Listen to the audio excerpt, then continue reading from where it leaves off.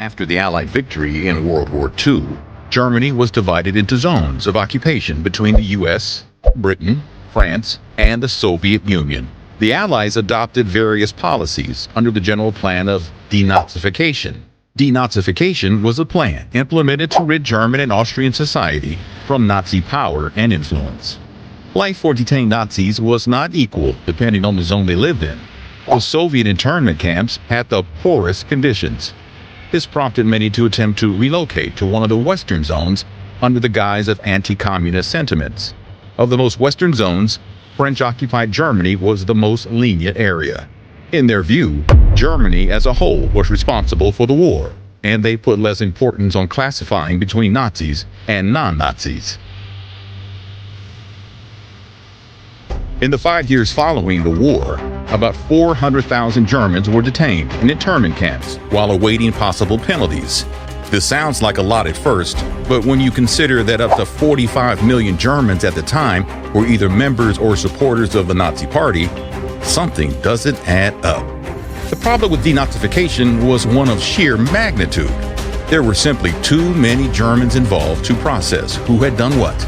Imagine an entire country in line at the DMV. That's the kind of bureaucratic sluggishness we're talking about. Another issue was rebuilding Germany's economy. According to denazification rules, offenders were to be removed from higher-ranking jobs and forced to do manual labor. But if every Nazi and Nazi sympathizer was held responsible, there literally wouldn't be enough skilled workers for a functioning society. In the British zone, for instance, it was found that 90% of lawyers were Nazis.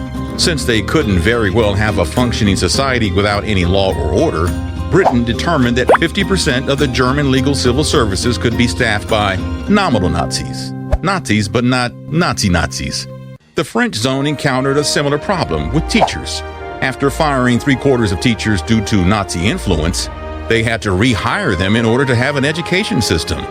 Reconstructing a country while simultaneously trying to categorize and penalize a large number of culpable citizens was far from a simple process. When denazification began, Eisenhower, an army general at the time, estimated the process would take 50 years. But by 1946, the Allied powers had handed over the reins of denazification to Germany. Wait, what? Yep, Germany was now in charge of enforcing their own punishment. A popular destination for the worst of the worst Nazis, South America contained many sympathetic dictators at the time who opened their proverbial doors. Up to 9,000 Nazi officials and collaborators are thought to have escaped to South America after the war. While Brazil and Chile had their fair share of exiles, Argentina by far had the most. Juan Perón, the Argentine president, was a pretty big fan of fascism himself, especially after serving as a military attaché in Italy early on in World War II. He also sought to grow his own country's power by recruiting those with particular military and technical expertise. Perón and his government officials worked to create Ratlines for Nazi escape through the ports in Italy and Spain. He also aided in forging documents for leaving the country. Most of the Nazis made their way down the Pacific using falsified Red Cross passports stamped with Argentine tourist visas. Once they were in Argentina, most Nazis changed their name for a time to go into hiding. But some resumed living under their real names, as it became clear that Argentina would not extradite them back to Germany, even if their identity was discovered. Of course, Argentina wasn't the only country to poach Nazis for their own gain. As an arms race began between the United States and the Soviet Union, collecting expert scientists and engineers became a higher priority to the respective governments than punishing crimes against humanity. In 1945, the U.S. had secretly enacted the program Operation Paperclip to take German scientists and engineers back to the mainland, many of them Nazis, essentially as human weapons.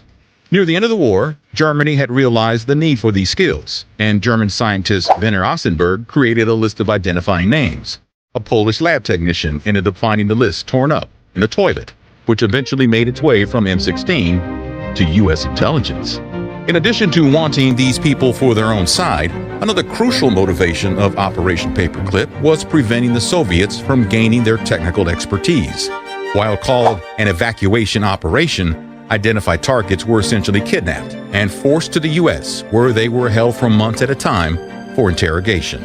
Still, many of these literal rocket scientists went on to have incredibly successful careers in the U.S. and were part of the NASA space program, despite a suspected high level of Nazi involvement among them. For the most serious offenders that hadn't managed to escape into hiding, the Nuremberg Trials prosecuted Nazis in 1946 for war crimes, crimes against humanity, and wars of aggression. These trials were important for determining international law, specifically when it came to prosecuting war crimes.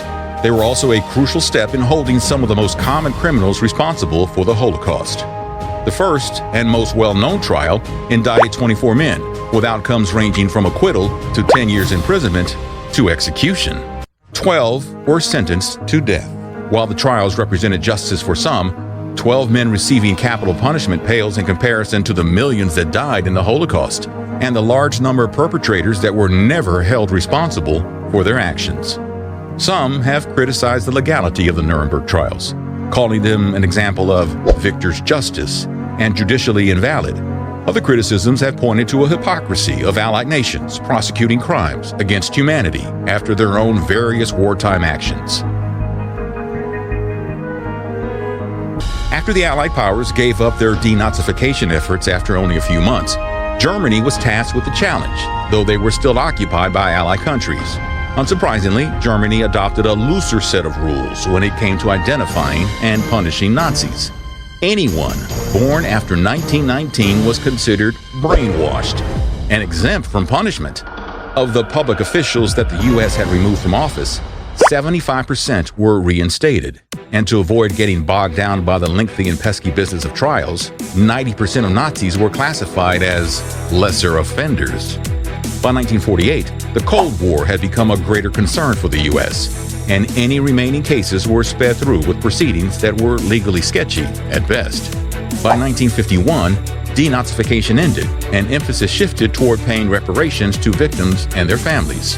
From pardons and amnesties enacted by the German government, nearly 800,000 people were freed from any punishment or penalty. So, was Germany finally denazified? At the German Ministry of Justice at the time, 77% of senior officials were former Nazis. Post-war, some of the most notorious Nazis managed to go into hiding and later escape Germany. While some lived entire lives getting away with mass murder, other big names were captured by Nazi hunters, who popped up to deliver justice to war criminals who were living anonymously. Adolf Eichmann, the mastermind behind Hitler's Final Solution and network of concentration camps, fled to Buenos Aires, where he worked in a Mercedes-Benz automotive plant and lived with his wife and 4 children.